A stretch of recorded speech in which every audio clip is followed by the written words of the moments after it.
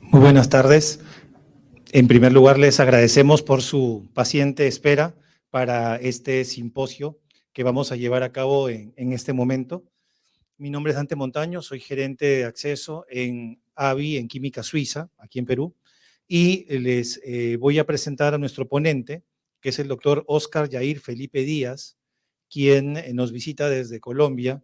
Es médico internista y reumatólogo, líder nacional de la Clínica de Artropatías Autoinmunes, Medicarte, reumatólogo en Reumatología S.A. y es miembro del grupo de investigación de Medicarte, Colciencias, coordinador previo de BioBadacol, y tiene publicaciones nacionales en Colombia e internacionales, así como las guías colombianas de espondiloartritis, artritis psoriásica y psoriasis. Su interés particular es en el manejo de artritis reumatoide, espondiloartritis, artritis psoriásica, con énfasis en los aspectos de seguridad. Vamos a revisar en este momento evidencia científica sobre upadacitinib. Los dejo con el doctor Óscar Yair Felipe Díaz.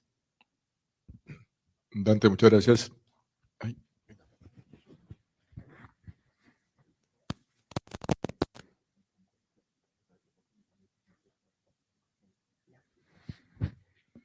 Bueno, a ustedes que están acá en la sala, muchas gracias a Dante y a las personas que me hicieron participar en este Congreso Peruano. Pues muy agradecido de estar acá en Lima. Ya he venido un par de veces y pues realmente me encanta la ciudad.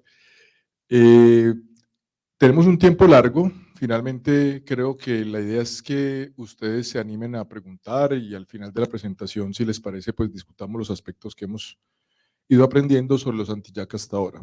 Entonces, este es mi conflicto de interés. Dentro de las cosas pues, que quisiera resaltar es que la conferencia fue realizada de forma independiente en la industria farmacéutica. Últimamente he estado utilizando la inteligencia artificial un poco para generar las nuevas conferencias. Es un aspecto bien interesante, pero para esta no utilicé nada de eso y se perciben honorarios por la presentación. Entonces, pues les quiero contar un poquito nada más de qué es Medicarte y cuál es la experiencia que nosotros tenemos en este nivel. Medicarte para el Sistema de Salud de Colombia es lo que se llama una IPS, una institución prestadora de salud. Tenemos presencia en 23 ciudades de Colombia, tenemos 20 centros de atención, digamos que es lo que es una institución nivel 4, se maneja reumatología, neurología, hepatología y algunas enfermedades infecciosas. La base de datos de nuestros usuarios son más o menos 157,000 pacientes. Y para contarles sobre la experiencia sobre la terapia biológica, la cohorte de nosotros de artritis reumatoide está por encima de los 8,600 pacientes. Ya tenemos un grupo de investigación que es Colciencias C, pues con la idea de llegar a Colciencias A. Tenemos 2,622 pacientes con terapia biológica y tenemos 325 pacientes con JAK, ¿cierto? Entonces, pues yo creo que es una experiencia interesante. De hecho, cuando yo llegué a Medicarte por primera vez, ahorita les contaré algunas anécdotas de cómo teníamos y qué es lo que tenemos en Colombia para manejar a los pacientes con artritis reumatoide. Un caso, les iba a traer dos casos, pero de pronto en aras del tiempo, me concentré un poquitico más en la pantalla a la izquierda, pero voy a tratar de estar moviéndome acá. Les traigo, esta es una paciente que vamos a ir desarrollando, les voy a contar finalmente qué pasó con ella. Es una paciente, yo trabajo desde hace 10 años en Medicarte, antes era el jefe de la Universidad Pontificia Bolivariana, me fui para esta institución que pues es modelo a nivel colombiano. Es una paciente que para esa época tenía 27 años, con un diagnóstico de artritis reumatoidea 0 positiva, con poliartritis, compromiso de carpos y manos. El factor reumatoide era negativo, pero tenía una anticitrulina que era fuertemente positivo ya en varias ocasiones, con la proteína C reactiva, la velocidad de alimentación alterada y ya con algo de compromiso radiológico, teniendo en cuenta que la paciente tenía el diagnóstico desde el 2008. Para el momento en el que yo la empecé a ver, realmente ella solamente era con estos antecedentes, había recibido metotrexate oral, el cual ya no estaba recibiendo, se pasó a metotrexate subcutáneo, prednisona 5 miligramos al día, la alcancé a infiltrar en el carpo derecho, tenía antecedentes de que yo le había hecho algunas artrocentesis, y para el 2013 empezó terapia biológica con etanercept 50 miligramos subcutáneo semanal, ya con una historia de intolerancia a la leflunomida metotrexate, y pues ella decía que también para las damas es muy importante la caída de cabello que había presentado con los dos medicamentos. Cuando empezó la terapia biológica, le fue muy bien, la paciente se recuperó, logró estar en controles, Si pueden ver, las proteínas C reactiva era negativa, la velocidad de sedimentación era normal, y por lo menos en el aspecto de la dislipidemia, que es un punto que vamos a tocar al final, si bien es cierto que tiene un colesterol elevado, con un HDLA alto que compensa esa parte de riesgo cardiovascular al final de cuentas. Entonces, pues para ese momento lo que teníamos era una paciente que, a pesar de estar muy joven, desde los 22 años venía usando esteroides, ya estaba con un umbral de 5 años de uso continuo de esteroides. Para esa consulta referida a intolerancia a la cloroquina, realmente lo tomaba de una forma irregular. Todos sabemos que nuestros pacientes se mueven a veces con los medicamentos de acuerdo a cómo se sientan. Eso es algo que hay que explorar de una forma bien importante, porque muchos de ellos a veces consideran que estos medicamentos son analgésicos y los toman solamente en los momentos en los que se sienten mal. Pero para que vean, pues para ese momento la paciente realmente iba con un muy buen control. Al examen físico ya estaba sin inflamación, sigue con algo de dolor mecánico ya en el carpo derecho, que era el que estaba, digamos, inflamado, pero no tenía inflamación en ninguna de las articulaciones de las manos, y por clinimetría, tanto por DAS28, por PCR como con SDAI, pues estaba en remisión. Se le suspendió la cloroquina en ese momento por que también tenía intolerancia. El metotrexate, como les digo, lo tenía subcutáneo porque no toleraba el oral, se lo dejé cada 10 días. Y en ese momento también empezamos a tocar otro tema que puede ser bien importante, y es el descalamiento de los biológicos, pero precisamente por una historia tan complicada se consideraba que ya no era una paciente candidata a descalamiento. Entonces, más adelante les voy a ir contando qué nos pasó con esta paciente. Entonces, es muy importante conocer la historia. Yo soy de por sí un amante de la historia en general, y dentro de esto me gusta mucho la parte de la historia en la medicina, y esto es una imagen muy sencilla de las alternativas, o digamos el tratamiento que nosotros tenemos para nuestros pacientes. Aquí, con una imagen muy pequeña, les podría decir que en esta paciente, en ese caso clínico que les acabo de mostrar, está resumido probablemente qué pasó desde la primera década del siglo pasado hasta finales de los 90. Nosotros teníamos pacientes que utilizábamos el ácido acetil salicílico en dosis altas, los esteroides. Sabemos cómo los esteroides, más o menos en la década de los 50, son esos medicamentos que se convirtieron en algo mágico. Por ahí está el video de la Clínica Mayo, donde muestran un paciente completamente discapacitado, recibe 50 miligramos de prednisona y después lo muestran saltando cómo va el paciente. ¿Qué es lo que pasa? Que apenas empezamos a utilizar las esteroides en dosis altas, los pacientes se recuperan mucho, pero rápidamente vinieron los problemas, sobre todo de infección y mortalidad. Entonces, pasamos por diferentes terapias, como la ciclosporina, la penicilamina, que son más anecdóticas o en ciertos escenarios como tal, los esteroides antimaláricos, antiinflamatorios, el metotrexate, que pues lo aprendimos a utilizar de una forma más agresiva. Les cuento que mi padre también es reumatólogo, entonces desde los primeros semestres de medicina, o diría yo incluso que en la secundaria, ya conocía los pacientes de mi papá. Y pues esta paciente se ve beneficiada, pues si ustedes lo observan, más o menos en 1994, 1996, es cuando salen los primeros estudios con leflunomida y con los primeros biológicos, dentro de ellos etanercept. De hecho, el estudio más antiguo que en algún momento encontré, infliximab, paradójicamente era el uso del infliximab en pacientes con falla cardíaca que estaban en la unidad de cuidado intensivo, algo que después vimos que ya, pues de hecho, se convertía en una contraindicación. Entonces, en una muchacha de 22 años, resulta que ya habíamos utilizado pues prácticamente todas las alternativas que tenemos en ese momento. El etanercept se comercializa en Colombia y lo utilizamos desde el 99, igual que el infliximab, y en mi periodo de formación, digamos que tuve la posibilidad en Bogotá de ser o trabajar con uno de los equipos que tenían mayor experiencia para ese momento con las terapias biológicas, pero solamente teníamos dos, etanercept e infliximab. Ya durante los siguientes años fueron llegando todos los medicamentos que también les voy a mostrar. Entonces, ¿cómo ha evolucionado el manejo de la artritis reumatoide en general?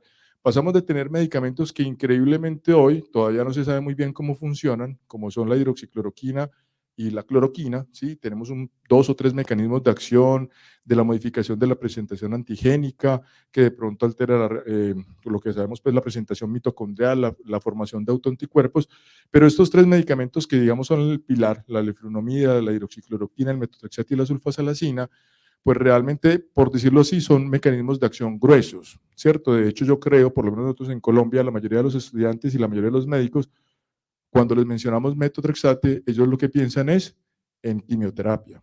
Y ese es un problema, porque entonces se lo mencionan a nuestros pacientes, y cuando el paciente llega a la consulta y uno le mandó el metotrexate, lo primero que el paciente, ya no tanto, pero antes decía era: ¿por qué me puso una quimioterapia? Yo tengo un cáncer o qué más tengo. Entonces, por ejemplo, es muy diferente el mecanismo para la parte oncológica que la parte inflamatoria, que es lo que nosotros tenemos. Sin embargo, lo que quería decir acá es que son mecanismos muy gruesos, o sea, se alteran varias vías, se alteran varias citoquinas, y nosotros realmente, con el paso del tiempo, yo tengo un profesor que él decía que los reumatólogos eran muy creídos y que de todos modos, él no entendía por qué, porque la clínica no la daban los semiólogos, y la parte de los tratamientos que nosotros utilizábamos era lo que utilizaban los oncólogos, pero en dosis muy bajitas. Entonces, ¿qué es lo que cambia y qué es lo que pone a reumatología en la punta, digamos, de la cadena de los médicos, si se puede decir así? Y fueron las terapias biológicas. Realmente, reumatología, nosotros como reumatólogos somos el grupo de medicina que tiene más experiencia con las terapias biológicas. Alguna vez cuando estaba precisamente formándome, un residente de dermatología dijo que estaba muy equivocado porque cuando llegó pensó que íbamos a hablar de terapias biológicas, pues en Colombia le decimos tegua como a esa medicina tradicional antigua, y él decía que estaba pensando que le íbamos a meter a un montón de medicina sin evidencia y que se dio cuenta que era al revés. ¿Por qué? Las terapias grandes, ¿cuáles son? Las terapias sobre las células B, las células T, es decir, la modificación de las funciones celulares de los linfocitos B, de los linfocitos T, la presentación antigénica. Entonces ya empezamos a modificar y ver realmente cómo podíamos alterar la presentación antigénica, la proliferación de linfocitos y que eso tuviera impacto. Si ustedes lo saben muy bien y lo recuerdan, rituximab de hecho tuvo y tiene indicación también en los linfomas no Hodgkin, y dentro de las anécdotas se dice que muchos pacientes con artritis reumatoidea que tenían el linfoma, al recibir el tratamiento para el linfoma, también se recuperaban de la artritis reumatoide. Los pacientes con abatacept que tenemos, esto está sin pila, entonces los pacientes que están con abatacept, que también pues digamos es otra ruta por la cual modificamos. La más antigua, si ustedes vienen pues en la parte de abajo, es ya cuando empezamos a entender si alterábamos las vías de las citoquinas, ya con mecanismos mucho más específicos, como son los anti-TNF, entonces ya sí modificamos todo en el curso de la enfermedad prácticamente. Las manifestaciones clínicas y el daño radiológico. Empezamos a entender qué pasaba con esas otras manifestaciones, el compromiso cardiovascular, empezamos a entender qué podíamos hacer o no para mejorar la vida de nuestros pacientes, y pasamos de estudios de 12, 24 semanas hasta que en algún momento ya le decíamos a un paciente, si usted llega a terapia biológica, probablemente se va a quedar acá y ya después va a ser muy difícil quitárselo. Y sin embargo, con el paso del tiempo, hemos ido aprendiendo. Ahí les puedo contar que Medicarte es una institución líder en esto, en el cual hemos ido optimizando. Les cuento que, por ejemplo, yo tengo pacientes con etanercept que se le coloca 50 miligramos, pero cada 28 días, o adalimumab lo tenemos cada 2 meses, pero son siempre decisiones muy clínicas. Pero finalmente, pues lo que quería resaltar acá era que al atacar la interleuquina, el vector de necrosis tumoral alfa, con 5 medicamentos, la interleuquina 6, se obtuvieron mecanismos de acción muy valiosos porque controlaban toda esa parte clínica. La interleuquina 1 tiene una historia un poquito diferente porque el anakinra no ha sido exitoso, de hecho se comercializó un tiempo en Colombia, ya no se comercializa, sino que se considera un medicamento que hay que solicitarlo de forma urgente al INVIMA cuando el paciente tiene indicación. Sin embargo, otros medicamentos como el canakinumab y el rilonacept, si ustedes lo miran, están teniendo una amplia experiencia, por ejemplo, en los pacientes con enfermedades pediátricas y las enfermedades autoinflamatorias, donde están teniendo mucho éxito. Entonces, pues ese resumen, o esa es una imagen que yo tengo en mi cabeza de cómo han cambiado los tratamientos, y es, ahorita hablaba con Ricardo Blanco y en algún momento que tuvimos una reunión, decíamos cómo los que nos formamos ya hace una buena cantidad de años teníamos los pacientes que llegaban a las unidades de atención de nosotros. Una de las principales preocupaciones de los pacientes era si ellos iban, como decimos nosotros, a torcer o si se iban a quedar igual de dañados a las personas que estaban afuera. ¿Por qué? Porque las estrategias que teníamos eran poco efectivas. Ricardo decía que él se formó en los 90 como reumatólogo y que más del 50% de los pacientes de él llegaban en silla de ruedas. Yo diría que no tenía un porcentaje tan alto, pero siempre he dicho que tengo por lo menos algo desgraciado, si se puede decir así. Lo que le decía a los estudiantes de medicina es, ustedes ya no van a ver esos pacientes probablemente. Primero, porque la gran mayoría probablemente ya falleció, y segundo, porque si nosotros tenemos manejos agresivos, probablemente logramos evitar eso. Entonces lo coloqué como en 3 puntos, como yo veo el tratamiento.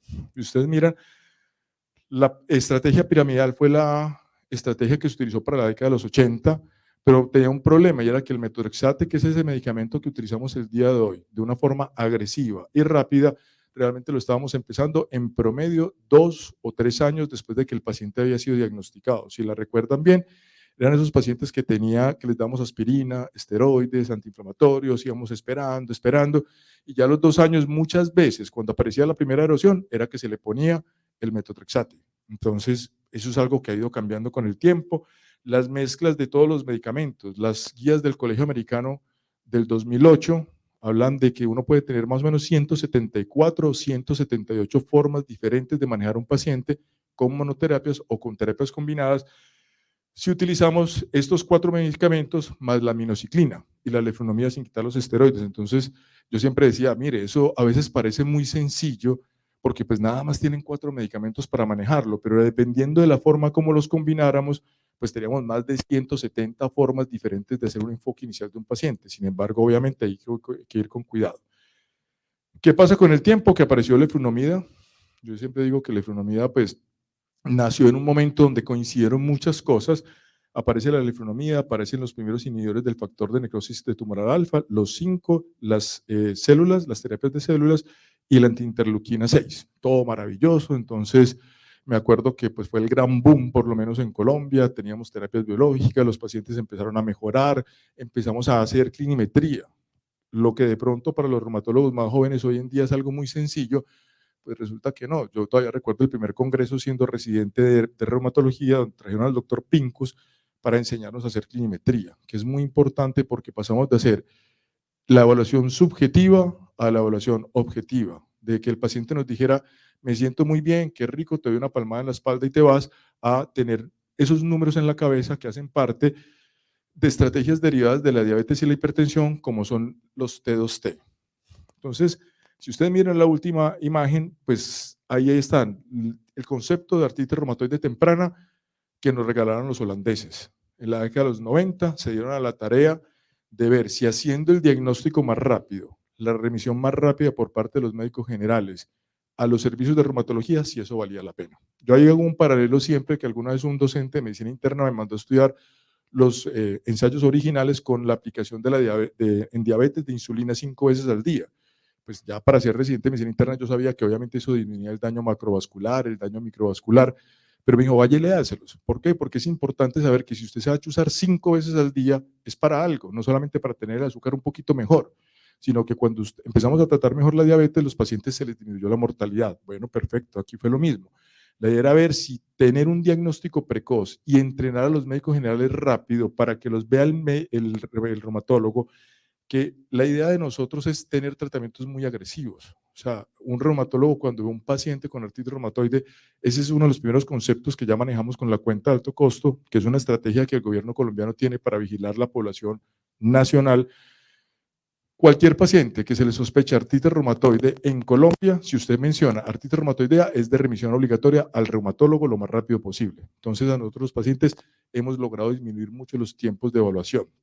Entonces, utilizar terapias agresivas, el T2T, tener en la mente el SDAI, el CDAI, la PCR, la BCG, todo esto en mente que me permita evaluar numéricamente al paciente, y obviamente también está la parte cualitativa, que ahorita es lo que vamos a ver con los pros, pero definitivamente eso mejoró. Y las terapias combinadas de las diferentes maneras, ya no hay ninguna estrategia piramidal, simplemente hay que tratar de escoger la mejor estrategia, la combinación de medicamentos para que ustedes logren llevar al paciente a remisión.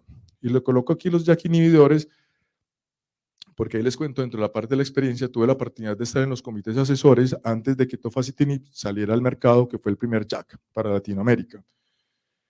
Y tuvimos la discusión con, en ese momento era Wyatt, ¿cierto? Se reunieron, pues nos reunieron a varios reumatólogos de Latinoamérica, y yo hice un comentario en esa época que hoy lo sostengo, y fue que en ese momento yo recuerdo que yo dije, pero ¿para qué más medicamentos en artritis reumatoide?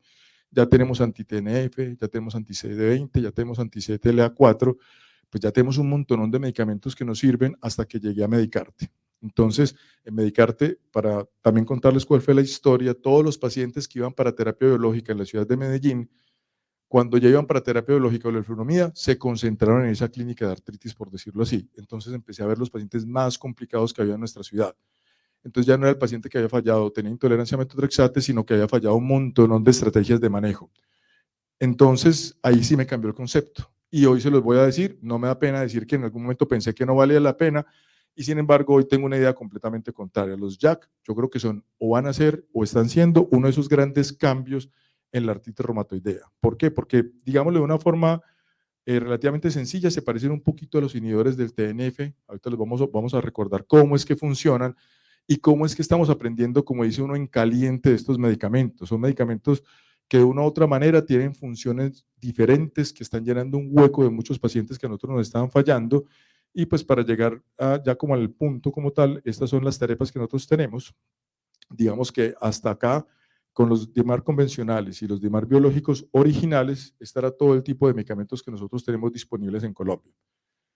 Los 5 anti-TNF, el abatacept, el rituximab y el tocilizumab. Sin embargo, como lo vimos con los europeos y sobre todo con Noruega, que es el país líder en eso, también nos llegan los biosimilares. Entonces también tenemos experiencia con biosimilares. De Etanercept tenemos más o menos 3 moléculas. Ahí está el intento de copia, pues, que está clasificado por la OMS. Tenemos 2 tipos de infliximab, de adalimumab ya tenemos como 4 biosimilares.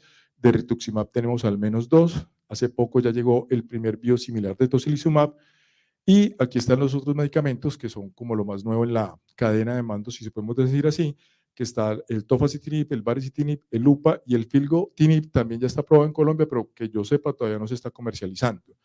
Entonces, con excepción, en algún momento yo le decía a los médicos generales y a los internistas de Colombia, ustedes tienen que conocer todos los medicamentos, porque todos los medicamentos están disponibles en Colombia. Eso significa que tienen que saber cuándo está indicado, cuáles son las contraindicaciones y cómo debemos manejarlo. Pues bueno, ahí nos aparecieron estos nuevos actores, como son los anti-JAK, y pues obviamente hoy pues les voy a rescatar un poquitico el papel de upadacitinib.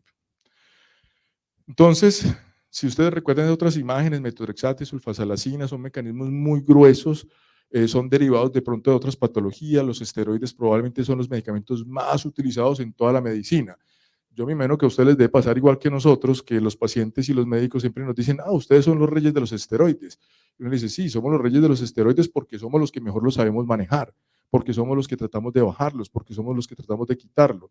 Pero los esteroides se utilizan en asma, en trauma, en todas las patologías dermatológicas. Entonces, yo estoy muy orgulloso de decir eso siempre. Sí, nosotros somos los reyes de los esteroides porque cada vez somos los que mejor los sabemos manejar.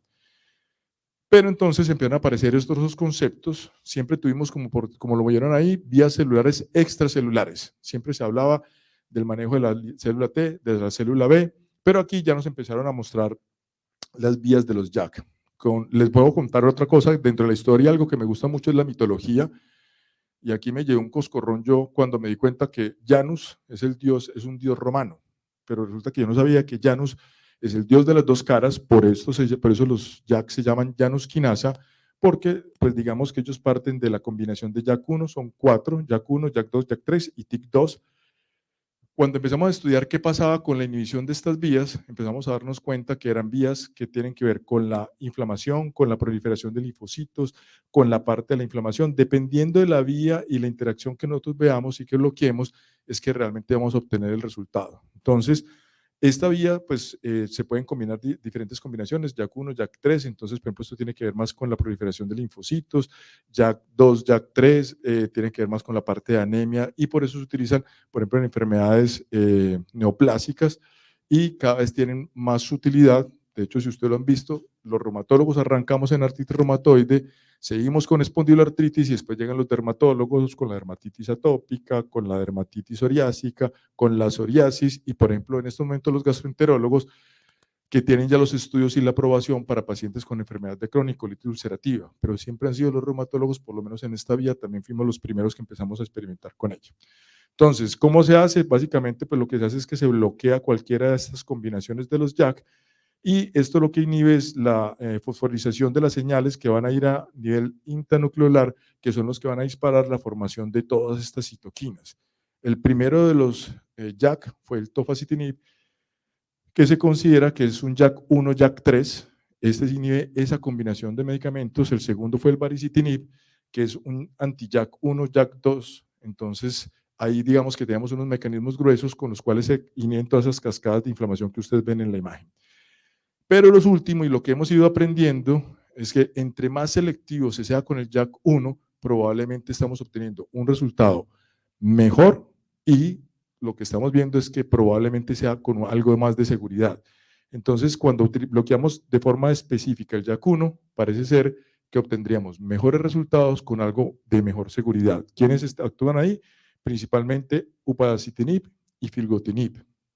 Si ustedes lo miran acá, UPA tiene una selectividad mucho mayor sobre JAK1, la inhibición sobre JAK2, JAK3 y 3 y TIC, todos inhiben todas, pero digamos que aquí hay una inhibición más selectiva, al igual que el filgotinib, y aquí es donde lo que yo les decía que vamos haciendo historia en la marcha.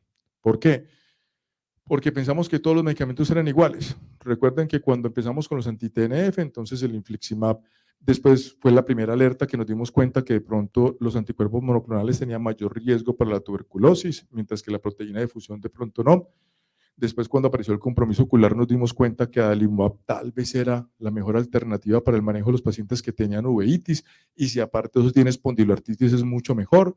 Certolizumab, pues que de pronto puede ser el mejor medicamento si vamos a pensar en una paciente con embarazo.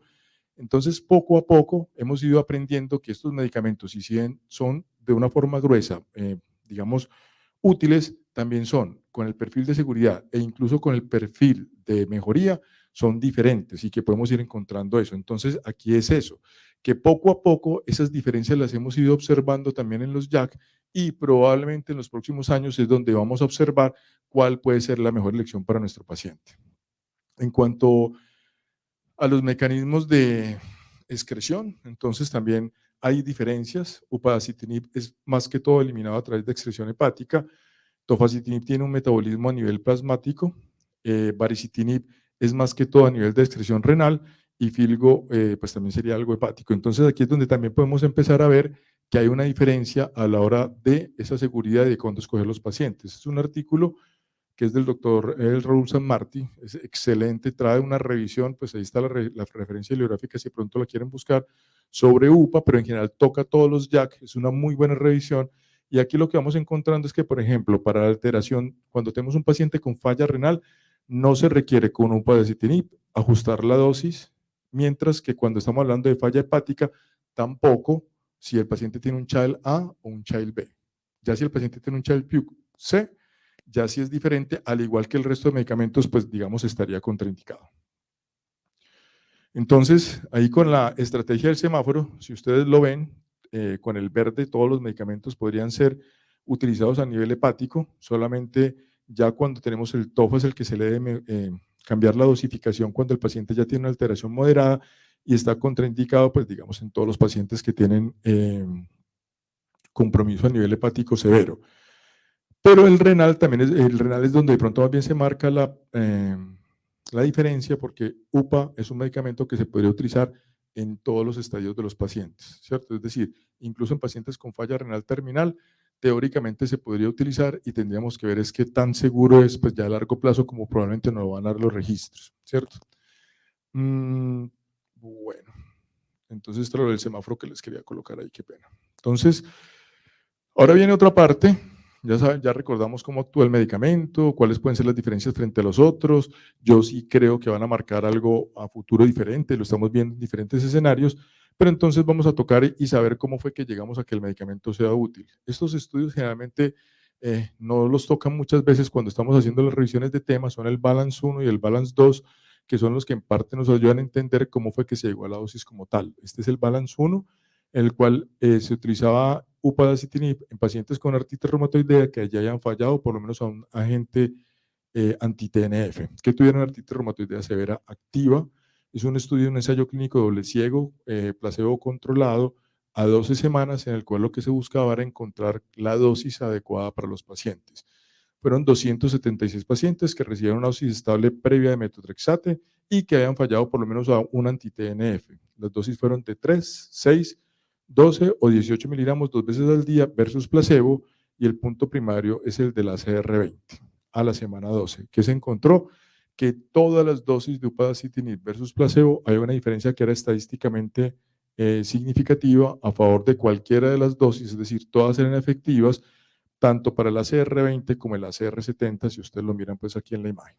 Y lo otro que se encontró, que es algo que siempre estamos pensando cuando tenemos experiencia con los anti-TNF, y es si es una opción que es válida o no para los pacientes que han fallado la anti-TNF y se encontró que sí. Si ustedes recuerdan, pues la mayoría había fallado la anti-TNF y aquí se vio también que era una alternativa útil para estos pacientes cuando les falla. El Balance 2 ya era aquellos pacientes que habían fallado a metotrexate.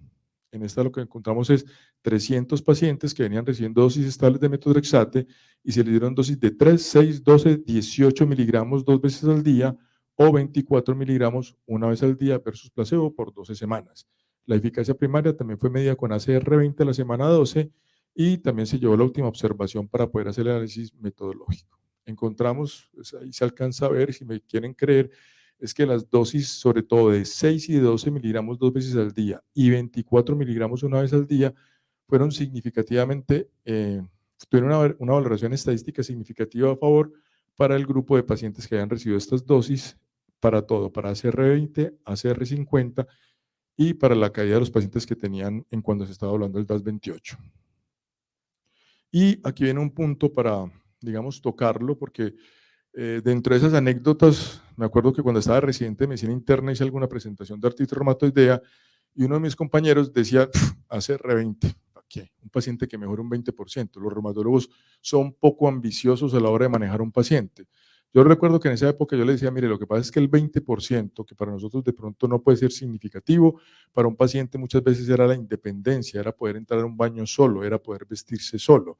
Entonces, claro, el ACR20, que es complicado de hacer, que no lo tenemos, sí, es muy sencillo, son 5, 20% de 5 de 6 variables, pero finalmente no es tan fácil de aplicar en la consulta y por eso es que empezaron a salir otras medidas como el DAS28 y el SEDAI. ¿Por qué lo pongo acá?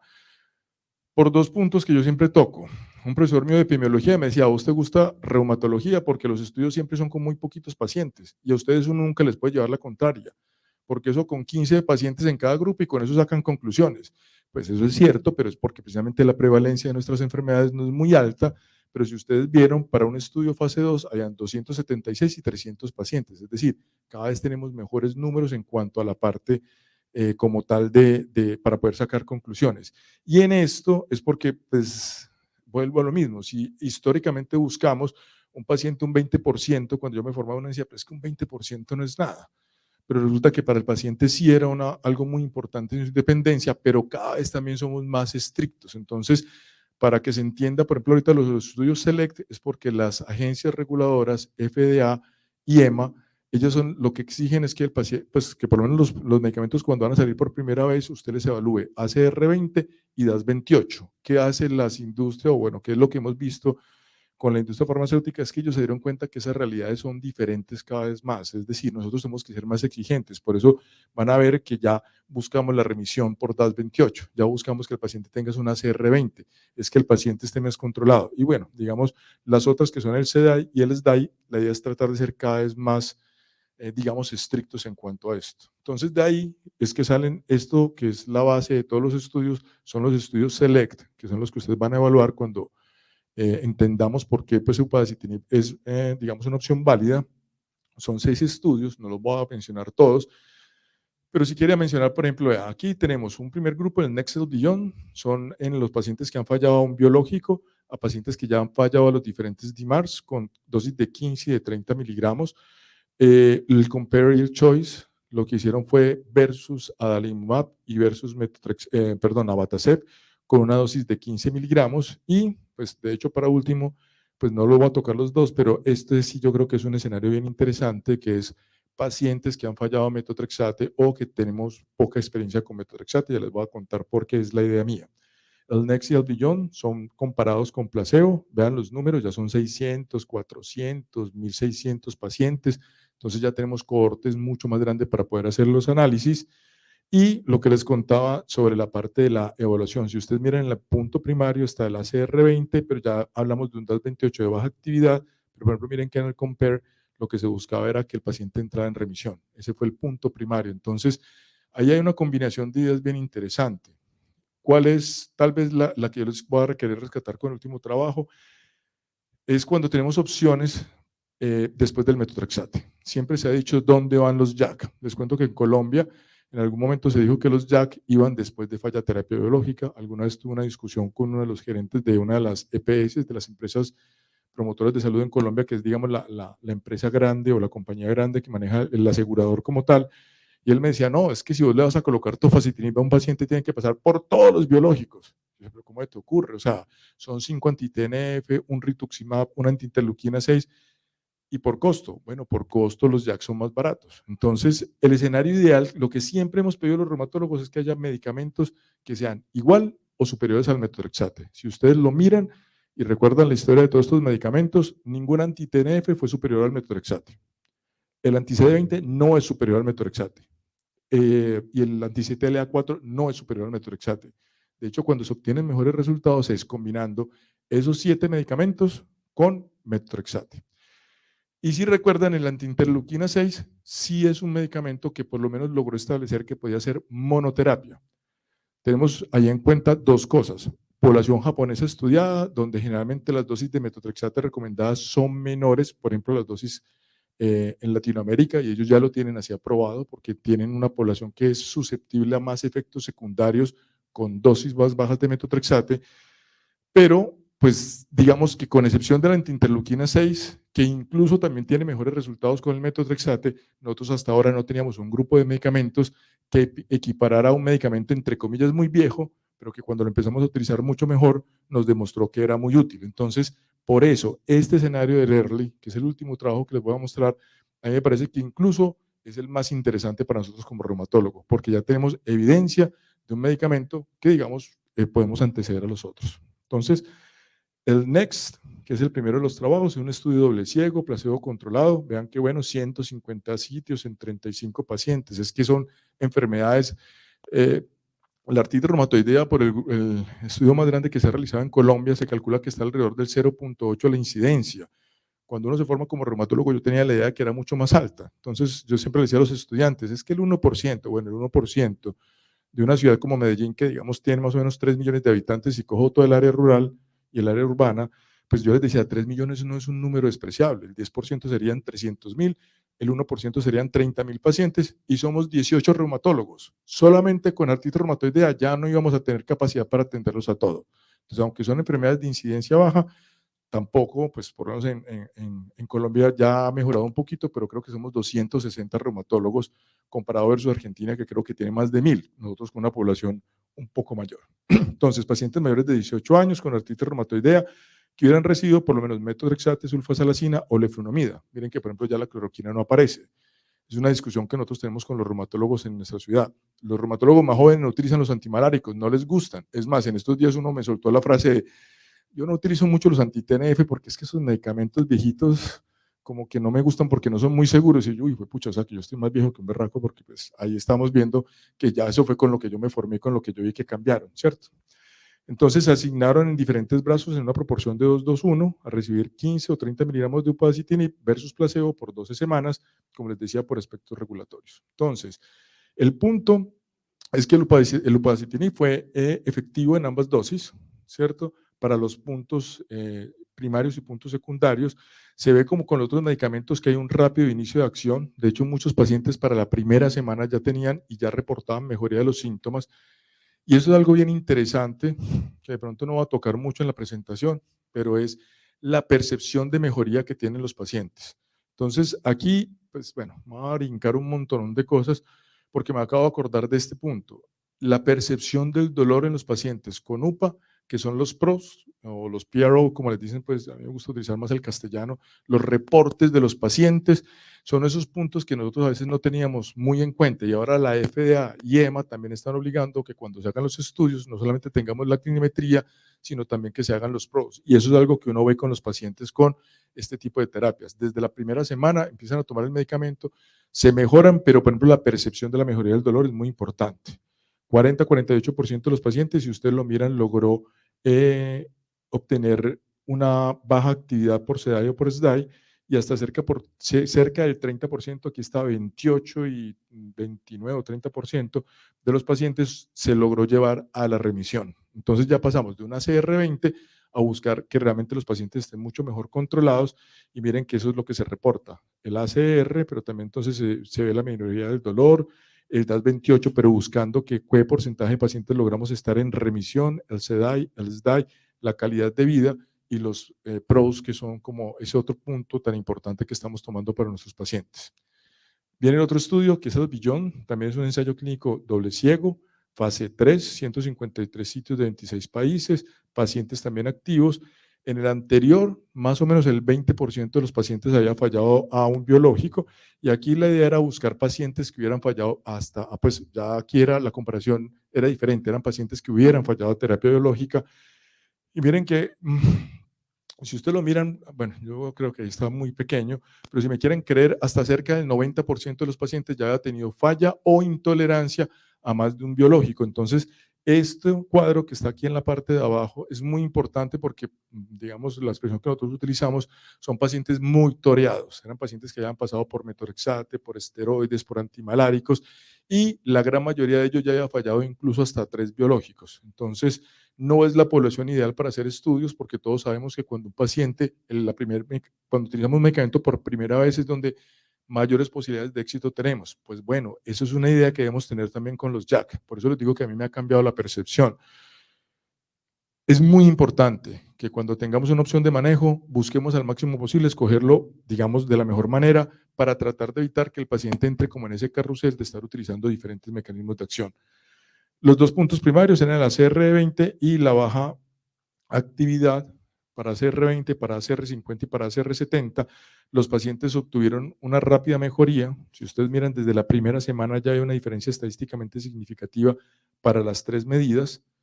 Y en el punto de corte, que es la semana 12, fue cuando los pacientes migraban al grupo con upadacitinib, y si ustedes miran para la semana 24, ya los pacientes habían logrado también objetivos similares, es decir, habían entrado también en remisión y habían entrado pues con un buen control de la enfermedad. Cuando hablamos del DAS28, SEDAI y SDAI, se obtiene que hasta poblaciones cerca, ponemos con DAS28, más del 40% de los pacientes había logrado entrar en baja actividad, ¿cierto? Y cuando se utilizó la población de pacientes que ya habían migrado, que hayan recibido placebo, pues yo creo que, como digo yo, siempre los epidemiólogos me pueden meter un cocotazo con esto, pero miren que es cierto que se obtiene, pero pues queda por debajo de los números de los anteriores. Es decir, cuando ya el paciente ha pasado por biológicos, probablemente estamos frente a un paciente más enfermo, más difícil, y aunque se logran muy buenos números, miren que es muy diferente a aquellos pacientes que empezaron, digamos, el tratamiento desde más temprano. Probablemente esto con estudios a 60 meses, estudios ya a 10 años, se vaya equiparando, pero por lo menos muestra que entre más rápido nosotros empecemos un tratamiento, probablemente va a ser mejor. Entonces aquí se plantea obviamente que tenemos un estudio que nos muestra que los pacientes que han fallado anti-TNF encontramos una buena opción para darles el tratamiento. Como pueden ver, ya lo que les contaba, hasta que cerca del 90% de la población ya habían sido tratados con biológicos, y hasta el 25% había recibido 3 DMARDs. Se lograron todos los puntos primarios, y aquí están los puntos secundarios: el HAC, articulaciones dolorosas, inflamadas, evaluación global, dolor y la calidad de vida. Esos son los famosos PROS que cada vez vamos a ver más registrados en nuestros estudios, porque ya no nos quedamos solamente con la clinimetría, entre comillas, tradicional, sino que ahora los pacientes demandan cada vez más que se tenga en cuenta el punto del dolor, la fatiga, el cansancio y demás. Entonces, estos PROS también se lograron, pues, que lo pueden encontrar ahí. Cuando pasamos ya a los otros dos estudios, que son el upadacitinib versus el adalimumab, este era para evaluar la eficacia tanto clínica como de la inhibición radiográfica y la seguridad de upadacitinib comparado con adalimumab en aquellos pacientes que también habían tenido una falla a metotrexate. Entonces, algo que nosotros adolecemos, pero hemos encontrado generalmente informaciones de evaluaciones indirectas y de comparaciones indirectas entre los diferentes mecanismos de acción, ya que los estudios cabeza a cabeza no son los que más se realicen en reumatología, pues por el costo y por muchas cosas más. Perdón, aquí me pasé. Pero entonces aquí, pues digamos que lo que tenemos, vea que es lo que les decía, ya tenemos más de 1.600 pacientes. En un brazo iban los pacientes que recibían upadacitinib, placebo, y en el otro recibían adalimumab en la dosis habitual de 40 miligramos cada 2 semanas, buscando, como les decía, el punto primario, pero aquí también el estudio fue diseñado para, con suficiente poder para poder hablar de que no solamente no había inferioridad, sino que había superioridad por parte del medicamento. Inicialmente 2.800 pacientes, y en la parte de abajo, como me imagino que no se alcanza a ver, si ustedes ven, bueno, no alcanza a ver, más del 90% de los pacientes logró terminar en los 3 brazos. Entonces eso garantizó que el poder estadístico se mantuviera de tal manera que las conclusiones fueran acertadas. ¿Y qué encontraron? Vea lo que les decía, no solamente contra el metrexate, sino con la adalimumab. Se encontró que a las 26 semanas, tanto para ACR20 como para ACR50, el upadacitinib era estadísticamente superior a la adalimumab. Entonces ya tenemos un medicamento que digamos que se enfrenta en un cabeza a cabeza a un biológico y encontramos que tenía una muy buena respuesta con pacientes con cerca del 40% de los pacientes logrando estar en remisión con un DAS28 PCR menor a 2.6. Entonces miren que sí se puede, como dicen, sí encontramos opciones alternativas diferentes en pacientes comparado con el adalimumab, que es el medicamento, digamos, más comercializado a nivel mundial, porque una vez no entendía, yo no entendía por qué siempre lo comparaban con adalimumab, yo dije que lo cogieron de saco de boxeo, todos le daban duro, pero no, resulta que es por eso, la FDA exige que sea por lo menos con adalimumab, porque es el medicamento biológico más comercializado. Y los famosos PROS, entonces, también se encontró que el delta del dolor en los pacientes era superior con upadacitinib versus el biológico, la fatiga, la calidad de vida y la capacidad funcional. Entonces ahí tenemos un muy buen estudio en el cual tenemos el medicamento contra un biológico, el más utilizado en el mundo, que fue exitoso en cuanto a parte de la clínica tradicional y la parte de los PROS. Entonces, fue superior, estadísticamente tiene el poder suficiente para hacerlo. La parte radiográfica fue inhibida por upadacitinib y aquí incluso pues también tocó otros esos puntos históricos. Antes la evaluación radiológica era muy importante y siempre nos estaba mostrando un Van der Heijs, un Sharp y nos decían, bueno, mire, es que nosotros, y eso últimamente ha perdido un poquito, digamos, de importancia entre los estudios, pero por algo bueno y es porque precisamente todos los medicamentos han demostrado ser esa eficacia. Sin embargo, cuando un medicamento va a salir por primera vez, parecía que se estaba olvidando eso y aquí pues se demuestra que no solamente se mantiene la parte clínica, sino que también se inhibe la progresión radiológica como tal.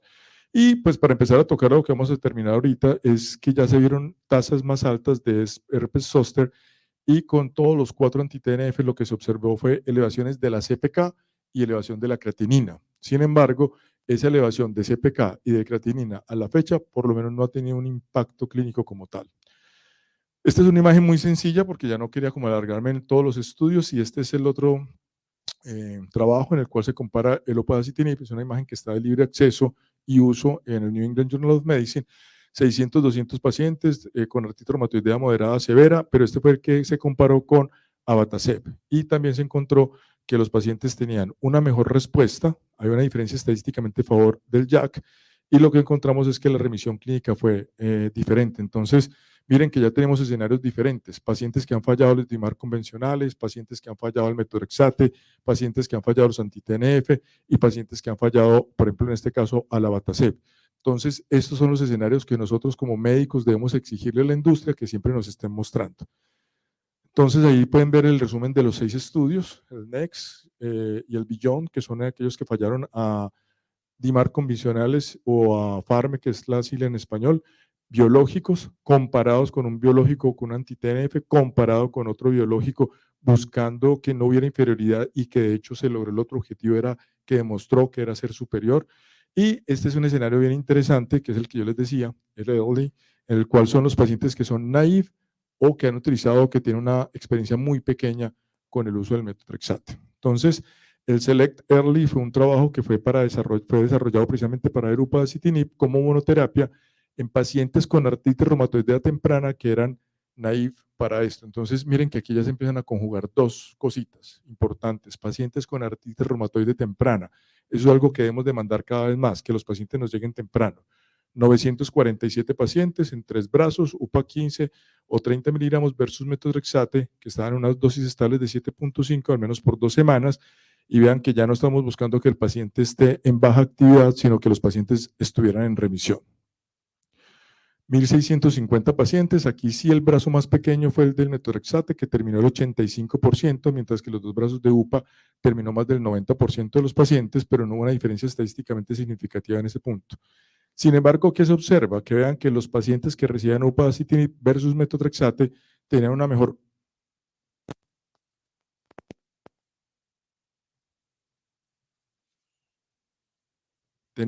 respuesta Y aquí podemos ver pues, que esto también se ve desde de periodos tan tempranos como los 15 días, ya se observaba que los pacientes empezaban a tener una mejor respuesta que se sostiene en el tiempo para todas las medidas de clinimetría, ACR20, 50, 70 y DAS28. Entonces, ambas dosis de upadacitinib fueron superiores al metorexate en todas las medidas que se incluyeron.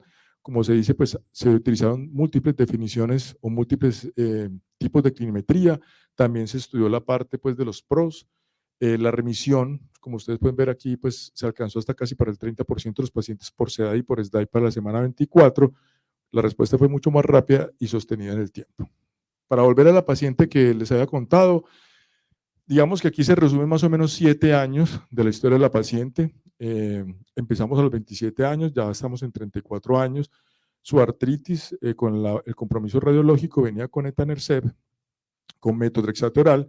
Entonces miren cómo era irónico que ella cuando yo la conocí decía que no toleraba el oral, ya pues nos habíamos cambiado porque se había cansado de estarse aplicando 2 medicamentos diferentes, el metotrexate subcutáneo y el etanercept. Sin embargo, aunque habíamos logrado bajar hasta 15 miligramos, pues ya ella empezó a manifestar que tenía algunas molestias, estábamos con una dosis de 20 miligramos, ¿qué pasa con la prednisolona del esteroide? Y es que los pacientes lo suben y lo bajan a necesidad, y lo suspenden, y no lo suspenden. Y si ustedes miran acá, la paciente utilizaba el medicamento desde el 2008. Entonces, yo no sé ustedes qué concepto tengan, yo tengo un concepto, como dicen, de heredado de la tradición oral, que es tal vez de lo más peligroso que hay en medicina, pero que todos modos, como digo yo, debemos ejercer medicina basada en la evidencia y medicina basada en la experiencia. Algún endocrinólogo, y cuando discutimos con ellos el uso de crónico de esteroides, me dice, después de 10 años ya un paciente es imposible que suspenda el esteroide. Si ustedes me preguntan, los poquitos que lo han intentado suspender del todo, yo los tengo en dosis subterapéuticas, pero son pacientes que recaen. ¿Qué le dice un paciente a uno? Sí, yo me lo tomo, pero después cuando de pronto recae o se siente mal, le dice, no, ya estoy tomando más esteroide, o lo tomo, lo subo, lo bajo, pues eso es un desorden muchas veces como ellos lo utilizan, por más juiciosos que sean. ¿Por qué? Porque si ellos se sienten mejor, quitan el esteroide y lo utilizan como una medida. La pandemia, nos tocó hacer medicina telefónica. A mí me mandaron el 18 de marzo para la casa y regresé como a finales de agosto, 3 días al consultorio, a hacer otra vez medicina tradicional, pues viendo el paciente. Sin embargo, la paciente por vía telefónica, pues siempre manifestó que venía bien controlada, no tenía dolor, pudimos garantizar el seguimiento telefónico, se le garantizó la entrega del medicamento y se le garantizó el seguimiento con laboratorios. Entonces, no solamente era que ella se sintiera bien, sino que también podíamos evaluarlos. Para diciembre del 2020, si ustedes miran ahí, la paciente está en completa remisión. El 2021 ya retomamos todos los controles normales. En general vino bien, pero para inicios del 2022 la paciente empezó a decir que ya tenía como una sensación de pérdida de la eficacia. Ella me decía, no, lo que pasa es que ya me pongo el etanercept y yo siento que ya no me sirve tanto, creo que me dura 3, 4 días el efecto, ya, eso de pronto es idea suya, igual no vamos a cambiar el biológico, tómate el esteroide de forma regular, usted sí está revisando, sí está reclamando el metotrexate, sí o no. Nosotros tenemos dentro de nuestra consulta, para contarles algo, cuando yo empiezo la consulta a las 6:30 de la mañana ya me llega el reporte del químico farmacéutico. Entonces el químico me informa si el paciente sí ha estado reclamando o no los medicamentos. Y eso es importante porque a veces uno le dice, el paciente le dice, doctor, yo no sé usted qué va a hacer conmigo hoy porque yo vengo muy mal.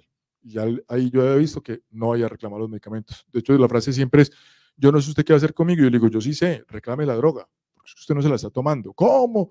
Y todos fingen locura y dicen que no. Acuérdese, niéguese hasta el final. Pero no, al final todos terminan reconociendo que realmente o no lo están tomando o no lo están reclamando como debería ser. Pero ella sí empezó, entonces con todo ese punto, pues ya me tocó ver que otra vez hablaba de la sensación de rigidez matinal. Dentro de esas cuestiones que tenemos a veces en las discusiones, 4 reumatólogos más viejos, hablábamos con 2 de los más jóvenes y hablando, por ejemplo, de los PRO, yo les decía, ustedes le preguntan a su paciente rigidez matinal. Los más antiguos dijimos sí, así el paciente está en remisión, le preguntamos por la rigidez matinal. Los 2 más jóvenes dijeron, no, ¿yo para qué le voy a preguntar eso si el paciente está bien? Entonces miren cómo la clínica va sirviendo, porque ella me decía que tenía más sensación de rigidez, presentó otra desinflamación, aquí se me fue esto en la rodilla derecha y la rodilla izquierda, y a pesar de que habíamos utilizado ciclos cortos de esteroides, que optimizamos el manejo de los pacientes con el metotrexate, realmente la paciente no se sentía bien. Entonces, para agosto del 2022, teniendo en cuenta que la paciente ya no venía bien, les recuerdo el tratamiento estaba con etanercept semanal, 20 miligramos de metotrexate, porque ya entonces manifestaba la intolerancia al subcutáneo, 10 miligramos de prednisona fijo, De hecho, si recuerdan, pesaba 57 kilos, ya ahorita estaba pesando 69. Ella, de hecho, ni siquiera recordaba que había subido tanto de peso.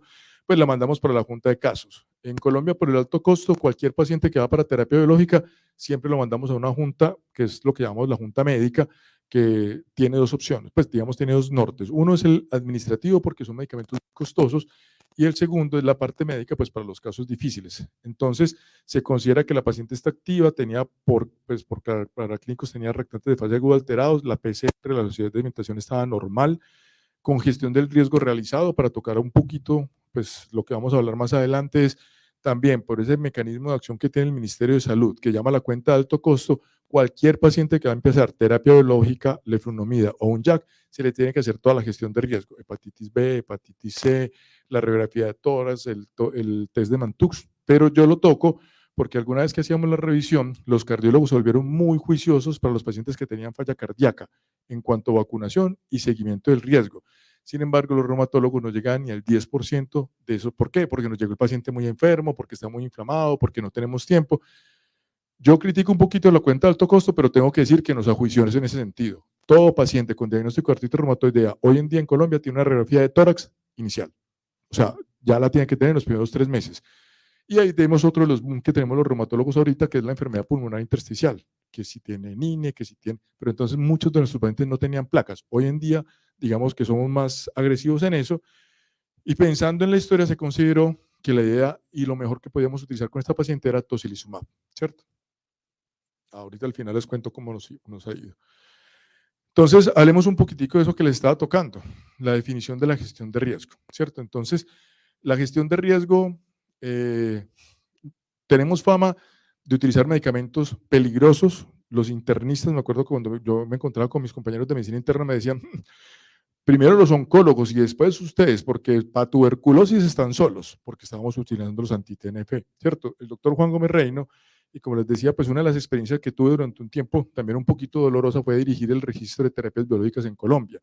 Muy difícil, es muy difícil concertar la gente, vamos a utilizar esta palabra, muy egoístas con los datos. Sin embargo, vio Badacer, que es el español, el registro español nos dio muchas formas de lo que teníamos que hacer. Entonces, en la definición de la evaluación del riesgo es todas esas que le tenemos que hacer a nuestros pacientes en aquellos estudios de post-marketing. Entonces, los españoles fueron los que nos dijeron, no los norteamericanos ni los noruegos, fueron los que nos dieron qué teníamos que hacer con los pacientes con tuberculosis, cada cuánto hacer el test de Mantux.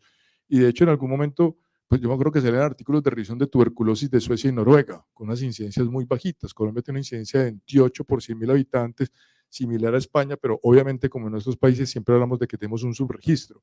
Perú y Brasil son los que tienen las tasas de incidencia más altas, no solamente de tuberculosis, sino también de resistencia a la SIDA, que es lo que lo convierte en un escenario más peligroso. Entonces, igual que con los otros medicamentos, hay que estudiarlo todo. Si ustedes recuerdan, la primera imagen fue la historia de los medicamentos en artritis reumatoidea. Esta es la historia de los anti-JAK en las enfermedades inflamatorias. Entonces aquí podemos ver cómo están los medicamentos que han sido aprobados para artritis psoriásica, para enfermedad de Crohn. O sea, donde acaba la otra imagen, aquí más o menos desde 2017-2018 es donde llega upadacitinib con los primeros estudios y podemos hablar de qué es lo que vamos a ver más adelante. Muy rápido los escenarios que les decía. Cuando vamos a hablar de todo, aquí también tenemos el escenario de los pacientes que han sido resistentes o han tenido falla a metotrexate, que son falla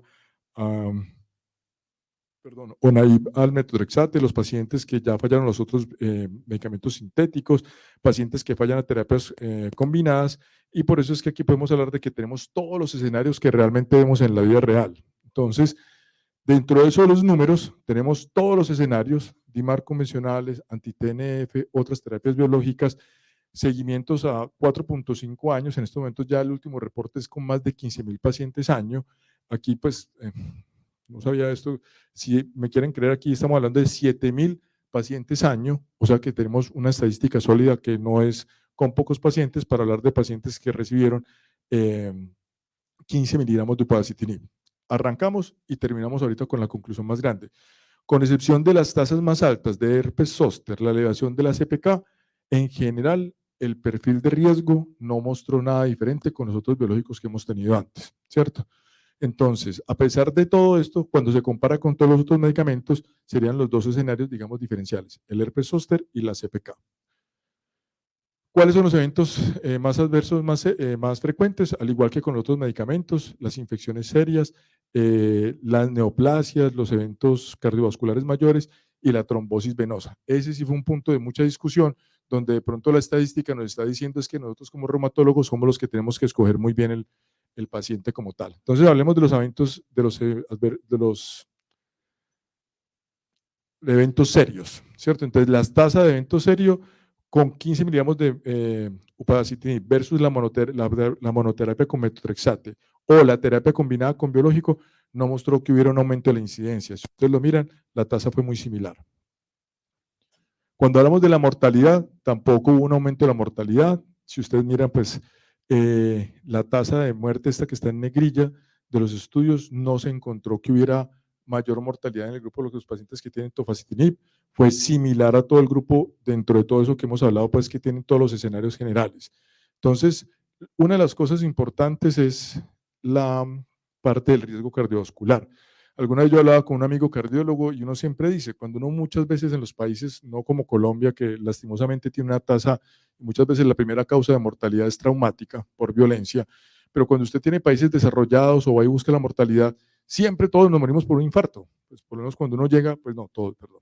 Que nos dio un evento cerebrovascular, un stroke, una ASB, nos dio un infarto, tenemos una falla respiratoria, pero yo le decía a los cardiólogos, ustedes son muy creídos, pues que finalmente todo el mundo se termina muriendo de eso. Y alguna vez hablaba sobre el cuidado que uno debe tener en los pacientes que tienen artritis reumatoidea y el riesgo cardiovascular. Ese es otro evento que ya pasó a ser obligatorio para nosotros tener que hacer el riesgo o la evaluación del seguimiento del perfil lipídico semestral o anual. Pero entonces hay que recordar que los pacientes con artritis reumatoidea per se tienen un factor de riesgo grande para la enfermedad cardiovascular como tal. Y por eso es que si ustedes tienen un paciente con upadacitinib, pues entonces básicamente lo que hay que hacer es eso que a veces no nos gusta o que no nos da tiempo. Es un muy buen control de la presión arterial, el seguimiento del perfil lipídico, incluso con el uso de las estatinas a largo plazo, e incluso el hipotiroidismo, porque el simple hipotiroidismo ya nos aumenta el riesgo cardiovascular como tal. Lo que pasa es que, bueno, como les voy a contar algo, como nosotros tenemos una base de datos que hay que hacer de reporte obligatorio a la cuenta de alto costo, son como 100 y pico de variables, de las cuales son 30 y pico clínicas, que incluso pues, donde yo trabajo, todas las historias son electrónicas. Y está diseñada la historia de que hay un montón de campos que tenemos que llenar de forma obligatoria. Entonces es muy dispendiosa la tarea de evaluar un paciente. De hecho, cuando ustedes salen con un reumatólogo de Colombia, les va a decir probablemente que la consulta del paciente con artritis reumatoidea puede llegar perfecto, pero es una consulta muy pesada, porque toca anotar todos los, tienen que llevarse un montón de datos de radiografía, nos exigían que les hiciéramos radiografía anual, por ejemplo, lo cual en un escenario clínico no es práctico, y mucho menos si usted tiene bien controlado al paciente, y de hecho yo molestaba a los del ministerio y les decía, pues son los de la cuenta de alto costo porque se están especializando en hacer subir el costo, 4 creatininas al año, entonces uno decía, pues bueno, esto no es lógico, ¿cierto? Pero entonces en cuanto al riesgo cardiovascular, 40% de las muertes en 91.000 pacientes se consideró que era la principal causa de muerte en los pacientes con artritis reumatoidea. En 2 metaanálisis grandes se encontró que por lo menos el riesgo estaba asociado a un 48% para un aumento de los eventos cardiovasculares, mientras que la tasa de las trombosis venosa profunda no se encontró que fuera más alta. Entonces aquí simplemente me detengo para esto. Alguna vez tuve la oportunidad de asistir a un simposio en el cual había un holandés y un galés. El galés hablaba siempre del riesgo cardiovascular en cuanto a los pacientes que tenían diabetes y hipertensión, y el holandés estaba hablando del riesgo cardiovascular en pacientes con artritis reumatoidea. ¿Qué decían ellos? Entonces, yo tengo un amigo que trabaja en la industria farmacéutica colombiana y él me decía que el jefe le había dicho, yo no sé si era en Perú igual, pero él decía que nunca había estado en un país donde la gente alegara tanto y discutiera tanto cuando todos estaban diciendo lo mismo.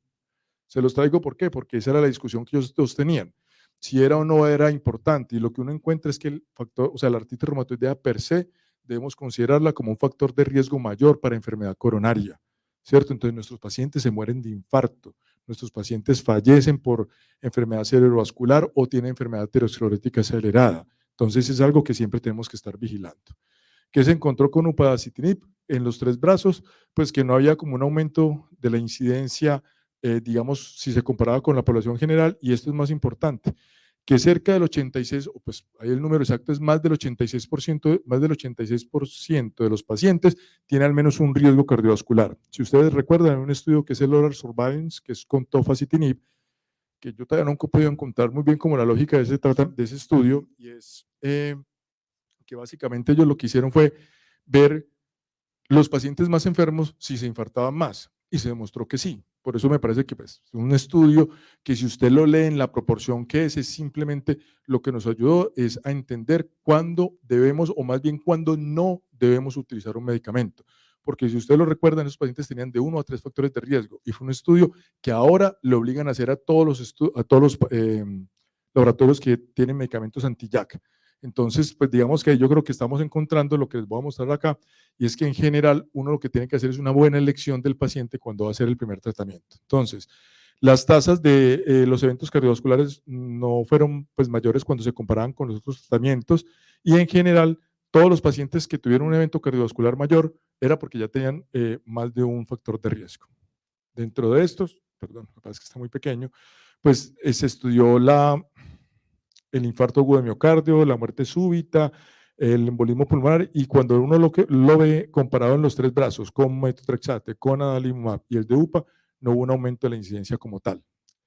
Uno de los puntos que generó mucha controversia con los JAK fue la trombosis venosa profunda, ¿cierto? Entonces, volvemos a lo mismo que hemos visto cuando vamos a elegir bien un medicamento. Los pacientes con artritis reumatoidea de entrada también tienen un riesgo mayor para tener trombosis venosa profunda. Y aquí en este cuadrito a la izquierda, pues mía, o el cuadrito de la derecha en la pantalla, están los factores de riesgo que uno debe tener en cuenta para idealmente no escoger un anti-JAK como tal. ¿Cuáles son? La edad avanzada, la obesidad, que ya tenga antecedentes de trombosis, que vaya para una cirugía mayor es más porque se considera el estado en el cual el paciente va a estar muy quieto, porque si nos vamos por otro lado, la vida media corta muchas veces nos puede ayudar a que el paciente de hecho tenga un mejor resultado, pero en general, digamos que aquí lo que tenemos son la inmovilización prolongada, más los otros factores fueron los que finalmente hablaron de que los pacientes tenían más riesgo. Pero cuando se compara con las otras, finalmente no hubo una incidencia mayor como tal. Entonces, lo que le dicen a uno, o lo que debemos entender con esas imágenes, es evitar, si el paciente tiene alto riesgo, que sea nuestra primera elección. ¿Por qué? Porque obviamente va a tener mayor probabilidad de tener la trombosis venosa profunda. Muy pequeño, pero entonces aquí se los voy a hacer los chulitos. La mayoría de los pacientes tenían un número importante de factores de riesgo, y se los voy a leer. Pacientes mayores de 65 años, pacientes que tengan una historia de trombosis venosa profunda, pacientes que no utilizaban estatinas, y los pacientes que utilizaban antiinflamatorios no esteroideos. Si ustedes lo miran, aquí fueron las variables que fueron estadísticamente significativas para que el paciente realmente tuviera trombosis. Y este chiquitico de por acá es algo que también cada vez está cogiendo más importancia en reumatología, es la obesidad. Como yo le digo a mis pacientes, yo casi que me volví promotor de gimnasio. A los pacientes hay que exigirles que bajen de peso, porque cambia la farmacodinámica de los medicamentos, y porque, como podemos ver, ya es un factor de riesgo para que se presente la enfermedad, para que el paciente tenga, o sea, refractario al manejo, y para que el paciente tenga más complicaciones. Entonces yo muchas veces lo que les digo es, mire, lo menos importante es que usted baje de peso para estar fitness, baje de peso porque tenemos un montonón de cosas, más el tema de la sarcopenia. En cuanto a las infecciones, pues lo voy a pasar un poquito más rápido. Esta es la parte de cuáles son las infecciones más serias. Está la neumonía, la celulitis, y pues también se reportaron casos pues de tuberculosis, herpes zóster multidermatoma, la candidiasis y la criptococosis. Obviamente no, perdón, me vuelvo acá un momentico, son lo mismo los factores de riesgo que tengamos. Estoy quieto. Qué pena, eso murió. Bueno, entonces aquí, si ustedes lo miren, está la edad mayor de 75 años, los pacientes que son fumadores, y pues ahí van a salir las 3 que son los factores de riesgo. Increíblemente, pues lo que siempre veíamos para las infecciones, por lo menos en estos estudios, no se vio que los esteroides fueran un factor de riesgo. Son estos dos de aquí abajo, y ellos no cruzaron la unidad. Y qué pena con ustedes, pero es que esto quedó sin pilas. Ay, mi espalda.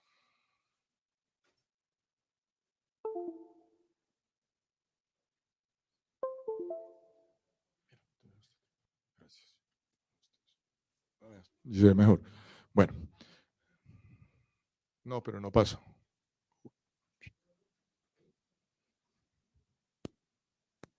Nada.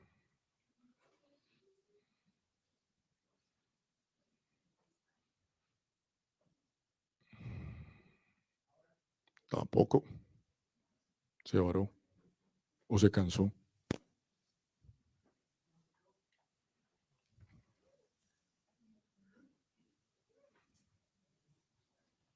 Nada. Bueno, entonces por lo menos esto sí, para mí fue pues como un paradigma. Entonces esa es la discusión que siempre tenemos.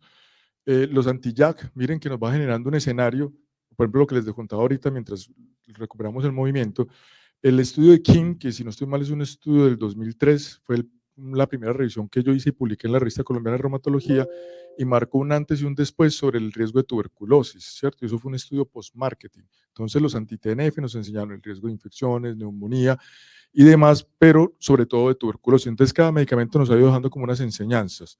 Pues como no se está lo de la presentación, aquí digamos que los dos riesgos grandes que uno puede tener son las trombosis venosas y la infección por herpes, ¿cierto? Entonces, ahí lo que uno tiene que tener en cuenta es hacer una muy buena elección del medicamento. Entonces, alguna vez que teníamos la discusión con los médicos aquí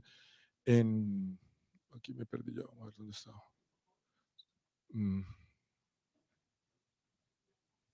Nada, no, ya no sé dónde apuntar. Nada. Pues si quiere, yo lo voy diciendo más bien, le das ahí un movimiento y yo, bueno, siguiente ahí, que es que es lo que no me acuerdo, pero tampoco.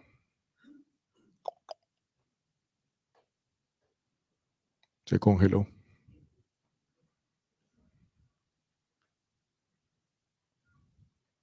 Bueno, no sé si la vamos a poder terminar, pero entonces por lo menos acá lo que pueden ver es, si ustedes tienen un paciente obeso, fumador, con antecedente de trombosis, mayor de 50 años, ya pues obviamente si ustedes miran ahí, dice es mayor de 75 años, pero desde los 60 años, pues ya también marca una tendencia, creo que es, entonces está los pacientes de mayor edad, los pacientes fumadores y lo que no se encontró fue que hubiera relación con la dosis de esteroides. Lo que sigue más adelante es la parte del herpes zóster. En cuanto al herpes zóster, para dejar en el tintero, Dante, no sé cómo vamos de tiempo. Llevamos una hora, bueno, yo creo que alcanzamos a tener suficiente tiempo porque ya también deben estar cansados.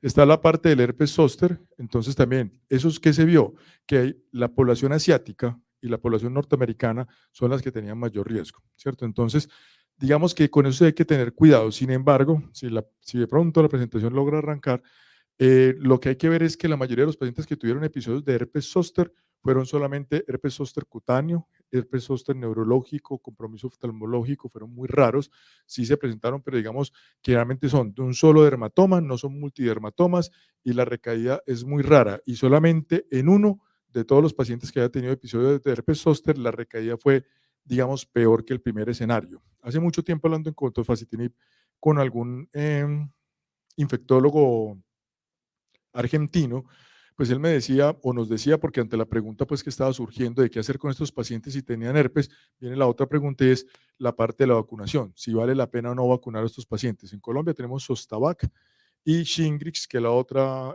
vacuna no se encuentra disponible en el país. Digamos que la conclusión grande, y esto pues se lo puedo decir, es de la discusión que tuvimos entre todos nosotros, es que no vale la pena vacunar a los pacientes para herpes zóster. Mejor es tratar de escoger a aquel paciente que tenga menos riesgo, porque no se ha visto bien como que tenga un impacto como tal. Y si algo va a hacer es vacunar a los pacientes con Shingrix, porque pues con Sostavax pues parece que no hay como una buena evidencia de que los pacientes estén protegidos. Eh, Faltaría, si no estoy mal, la parte de neoplasias. Recuerden que siempre cuando vamos a hablar de neoplasias, hablamos de los tumores de piel, los melanoma, no melanoma, ¿cierto? Entonces, aquí tampoco se encontró que era un aumento de la incidencia de la trombosis, perdón, de las neoplasias. Y eso es importante porque, pues, recuerden que bueno, en la parte teórica con los anti-TNF se consideró que estos pacientes tenían un riesgo aumentado y siempre teníamos esa contraindicación de que si el paciente tenía un tipo de tumor activo, no le podíamos poner anti-TNF. Nosotros, de hecho, tenemos experiencia con pacientes con cáncer de mama o cáncer sólido que ya trabajando de la mano con los oncólogos nos han dicho no es necesario suspender el medicamento si está bien controlado el paciente, ¿cierto? Entonces, pues ya son cosas más anecdóticas porque ahí sí yo tengo que tener mucho cuidado porque no es que sea la indicación que tienen como tal, pero sí pues hemos aprendido que los pacientes se pueden, es más adelante.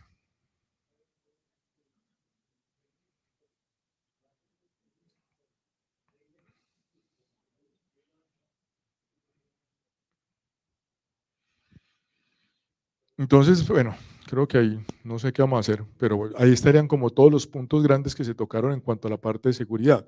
Para recordar, los eventos cardiovasculares mayores incluye la enfermedad cerebrovascular, la enfermedad aterosclerótica, tenemos las infecciones en general, obviamente si tenemos tuberculosis, se reportaron casos de tuberculosis, pero por lo menos no parece ser tan alto como con los anti-TNF.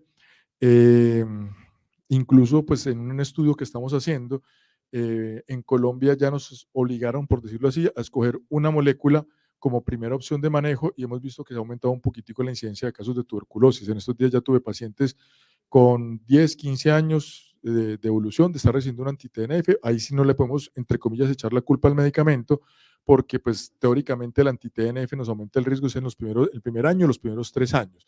Y con esto lo que uno ve es la parte del riesgo del herpes, pues como les digo, no se vería aumentado. Creo que no se pudo, entonces.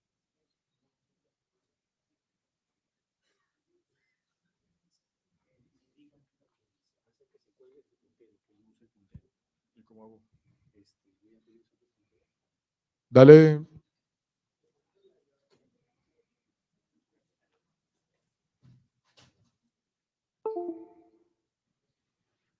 No, está muerto.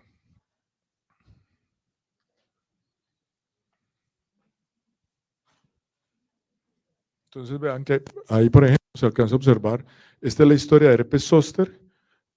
Aquí está la población asiática y para el herpes sí fue un factor de riesgo importante el uso de los esteroides, ¿cierto? La última parte es la parte de neoplasia y yo creo que ahí ya como que más bien si quieren discutimos entonces. Bueno, Claudia, que también les quiero mostrar la resolución de la paciente.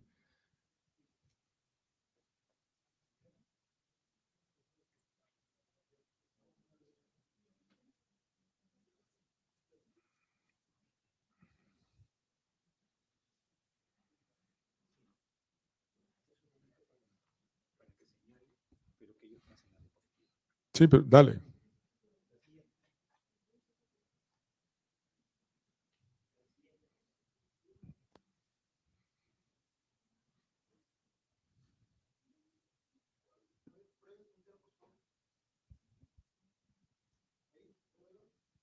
No, no.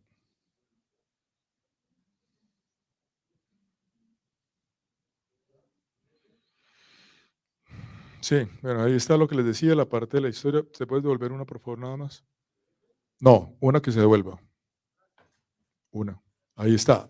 La historia de herpes zóster, la población asiática, pacientes mayores de 65 años, son los factores de riesgo para herpes zóster. Dale.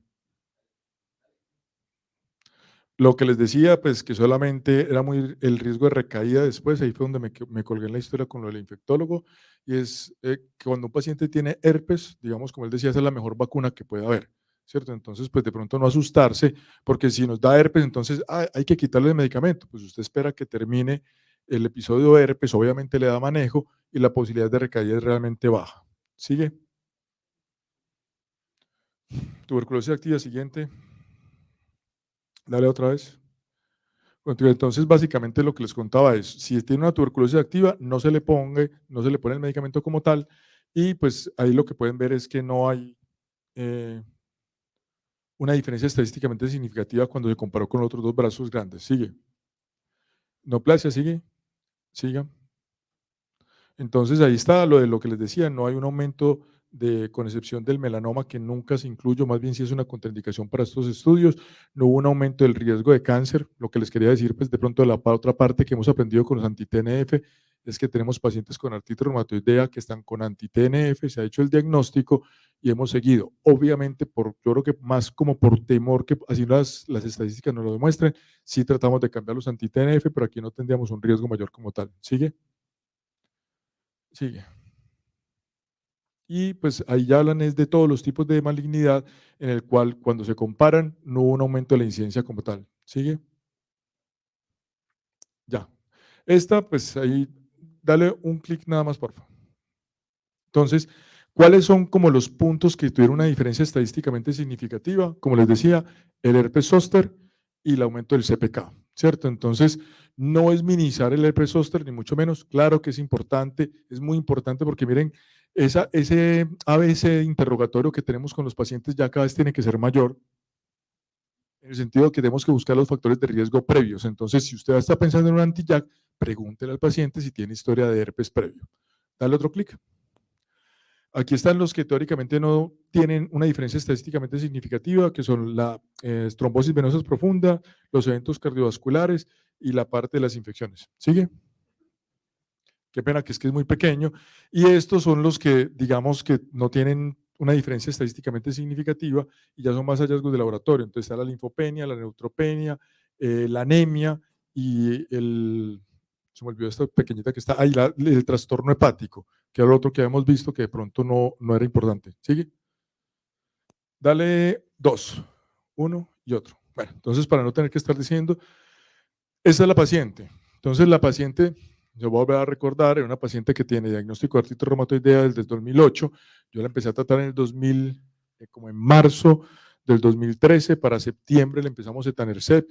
Tiene historia de falla a esteroides orales, esteroides venosos, ciclos cortos de esteroides, esteroides que se han infiltrado en la rodilla, ya tenía daño radiológico en el carpo derecho, falla a antimalárico, leflunomida, metotrexate y etanercept. Le pusimos tocilizumab y ahí sí tuvimos un problema en Colombia, y es que con el vencimiento de la patente de tocilizumab empezó a escasear mucho el medicamento. Entonces, en ese momento, cuando yo iba a consulta, yo le decía, ¿cuántas estás puesto? No, es que en los últimos 4 meses me lo puse uno.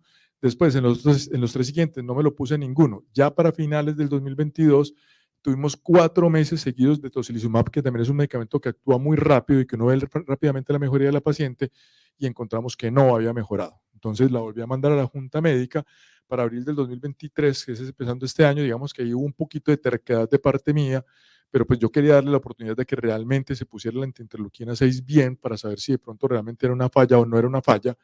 Voy a aprovechar ahí, si les gustan los registros, el registro de los daneses, el DAMBIO, tiene muchos estudios clínicos que incluso hablaba, uno de los primeros artículos que yo revisé, era qué tan rápido los reumatólogos cambiaban una terapia biológica, y el primero lo cambiaba muy rápido, pero ya entre el primero, ya entre el segundo y el tercero, se tomaban el tiempo cuando teníamos solamente 3 biológicos. Es decir, fue un boom, tuvimos muy buenas expectativas, pero después caímos. Yo aquí, entonces ya para esta época lo que encontré era que la paciente estaba con inflamación de los carpos, estaba presentando y sigue presentando. Hay que recortar que más o menos el 5% de los pacientes con artritis reumatoidea, a pesar de que esté bien controlado por clínica y clinimetría, tiene progresión radiológica. Y hay una discusión. Si está bien controlado y está progresando, pero el paciente se siente bien, si tenemos que hacer cambios o no. Bueno, ella empezó a presentar cambios crónicos con sinovitis clínica de los carpos, de las metacarpofalángicas e interfalángicas dolorosas, 28 dolorosas, 11 inflamadas. Tenemos una de las reumatólogas hace ecografía y encontró que la paciente tenía Doppler positivo y actividad por ultrasonido. El EVA de la paciente era de 100, y si ustedes miran todo esto, pues tenía alta actividad. Lo remitimos al grupo de casos por actividad de la enfermedad, y ahorita, pues nada más hace como 15 días me quedó, como dicen, apenas para traerlo. En octubre del 2023 ella dice que tiene una franca mejoría sintomática, que ha mejorado más o menos un 90%. Esa pregunta vieja que habíamos desechado de la consulta la volvemos a tomar, y es, ¿usted en qué porcentaje ha mejorado? La paciente logró disminuir el esteroide, que también es digamos, otra cosa para valorarlo. Ella venía con 10 miligramos de prednisona y decía que solamente tenía dolor mixto en la muñeca derecha. ¿Cómo mixto? Pues más o menos, a veces es inflamatorio, pero la mayoría de las veces decía era cuando tenía mucha actividad. Empezó el medicamento, tiene reactantes de fase aguda negativos y actualmente está en remisión. Sigue. Entonces, pues yo primero que todo les agradezco a ustedes la invitación, a ustedes que me acompañaron durante este tiempo. Todo el mundo le da siempre gracias al equipo de trabajo, y ese es mi equipo de trabajo. Y perdón, les voy a contar una cosa, es que el año pasado me detectaron una enfermedad muy severa a mí, y afortunadamente me detectaron un tumor a tiempo. Para ellos, muchas gracias. Ustedes.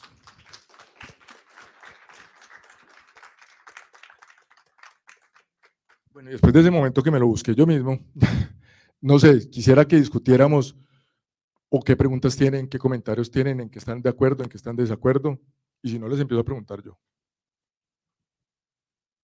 Yo, por ejemplo, no, estuve mirando las guías, no sé cómo están ustedes con los anti-JAK, vi las guías, yo les puedo decir que en Colombia sí, pues por lo menos tenemos una experiencia muy amplia, con excepción de sarilumab, hemos tenido todos los otros biológicos, y no sé, quisiera escucharlos.